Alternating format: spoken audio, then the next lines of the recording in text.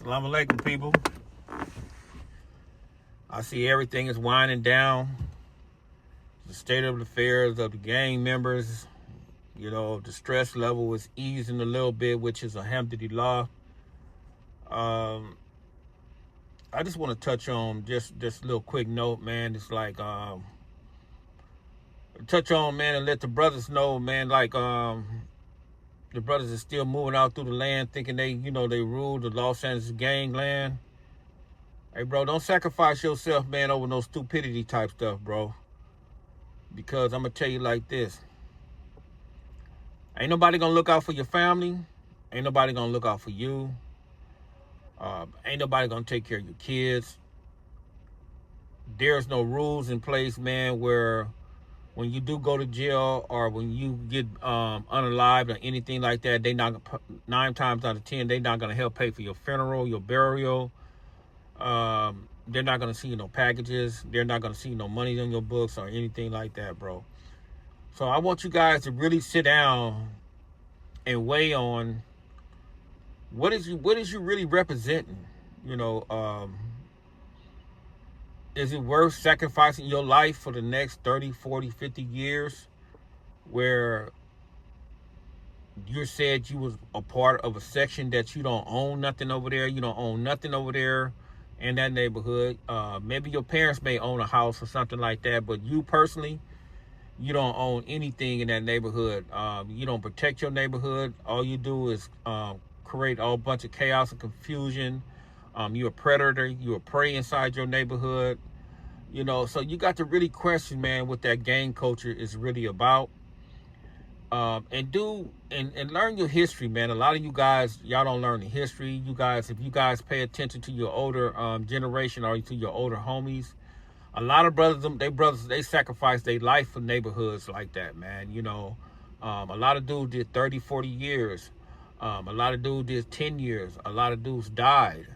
A lot of brothers got ran off. A lot of brothers got turned on their own community, being confidential informants, and things of that nature. So you have to question yourself, what is it really about? Because I'm going to tell you like this, bro. You may have enemies outside your neighborhood, but your real enemies is the brothers inside your neighborhood. I guess this is a new trend. I think it started like in the early 90s where a lot of brothers start breaking up in cliques and crews, where you have crews inside your section. Dudes ain't getting along with this crew. Dudes ain't getting along with that crew. Dudes start unaliving certain individuals inside your own neighborhood. And it's like, you guys have to feel some type of way, man, that you're not even safe in your own hood, bro. When you get up in the morning, or if you're still living over there, or if you're living anywhere else, when you go back to your turf or to your neighborhood, that you got to look over your shoulders, and worry about your own people, man. That's your biggest enemy, bro, is your own people, bro.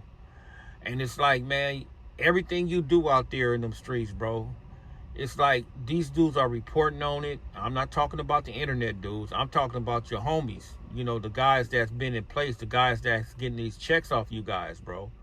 You have to understand, brother, you have individuals inside your section. They getting 6 figures a year just to report on your criminal activity, your criminal behavior. They reporting on who you have a baby with. They reporting on who you getting into it with. They reporting on what type of drugs you use. They reporting on everything and anything that you do over there, bro. What kind of car you have, et cetera, et cetera, et cetera. So you have to understand, man, that stuff is, man, it's like, it's over, bro. And then I'm trying to encourage some of you young brothers, man. If you brothers don't have no records, bro, get in a different lane, man. It's okay, man, to be a damn police officer. It's okay to be an FBI agent. It's okay to be a fireman, a doctor, a lawyer. It's okay to be anything other than going to the penitentiary for the rest of your life or being in a cemetery, demise over a section, over a hood that, brother, basically don't give a shit about you, bro. like I said, man, you guys don't own nothing. Some dudes own something in their neighborhood. Some dudes give back to their neighborhood. Some dudes are trying to rectify the wrong that was being done in their neighborhood. I know that for a fact. But 9 times out of 10, there's only a few individuals that's doing that, bro. It's never going to be the whole or the majority of individuals are trying to do something that is productive, something that is good, and something that's going to reach another brother to a different level inside their community. So I'm saying to you young brothers, man, I've been checking temperatures. I've been seeing everything that was going on. I see that everybody's starting to, wind down a little bit, man, during the recent affairs, the recent tragedy that's been happening. Brothers are starting to use their brain. And you got to always use your brain, even in times of tragedy, even in times of whatever it may be, bro. You have to think in critical terms. And if you don't think in critical terms, bro, you're going to be somewhere where you don't want to be. Now, let me give you brothers an example. When I was doing time, man, I seen a lot of youngsters come through there. And a lot of youngsters had murders. They had all day. And you know why they had all day? Some of these dudes had all day because somebody called them a buster, somebody called them a coward, somebody called them a punk. So they got up in their feelings, bro, immediately, so they unalive another individual because a dude was just talking shit to them.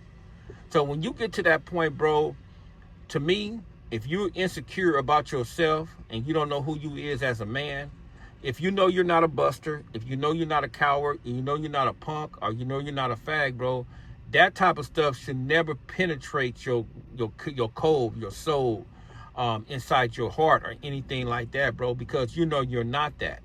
So the only thing to me is when brothers should, push the envelope on anything, bro, is when dudes trying to put you in harm's way or dude threaten your life or something like that, or dude put his hands on you. Yeah, you can act on that. But if a dude just running his mouth, I would never act on that, bro, because, just what dudes try to do, man. Dudes try to hit below the belt.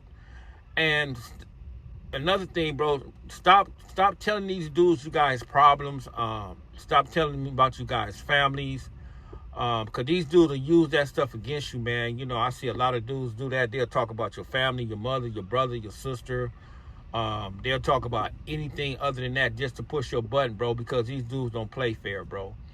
But safeguard yourself, man. Don't put yourself on the line, man. You got a lot of dudes, in that penitentiary. They want to see you up in there. They want you to come in there. And once you get up in there, they're gonna talk about you like a dog. They're gonna say how stupid you was for doing X, Y, and Z. They just gonna talk about you like a dog, bro. And then if you got a little bag or something like that, if you your family looking out for you, something like that, they gonna want you to come up in there so they can use you and all that type of stuff. So be mindful, bro, on being a person that always think before he react, man. It's called critical thinking. And once you basically learn that and you master that, bro, certain things and certain individuals, it's not gonna persuade you to go out there and do nothing stupid. And for you little youngsters, man, that basically had a tragedy, I don't care what section you from, if them older dudes or dudes in the generation before you, if they're trying to pressure you to do anything, bro, you tell them dudes to go out there and do it. That's what you do. You tell them to go do it. Because what they telling you to do something, but they not gonna go do it. If they telling you you guys looking like busters, cowards, or punks and stuff like that, they looking like that too, bro. If they from your same neighborhood and they trying to encourage you to go do something, brother, that they're not gonna do, and they saying you's a buster, you's a coward, you this and you that, hey, bro, they the same way because they not gonna go do it, bro. And if they telling you that they been there and done that, they did this slide and they did that slide and they did this and they did that, you know what you need to tell them? You congratulate them, like, man, congratulations. Hey, man, but hey, I don't feel like going to the penitentiary for the rest of my life. I don't feel like doing none of that type of stuff. So that's how you guys should deal with that stuff, bro. Make sure y'all maintain y'all discipline. Make sure y'all, keep y'all stuff on the even keel.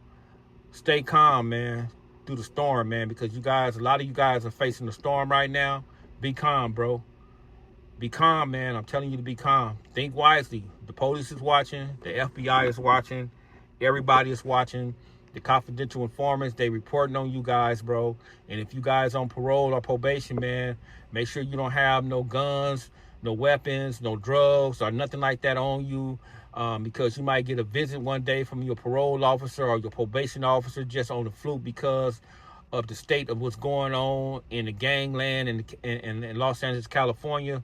So you brothers be smart about that, man. And on that note, bro, Assalamu alaikum.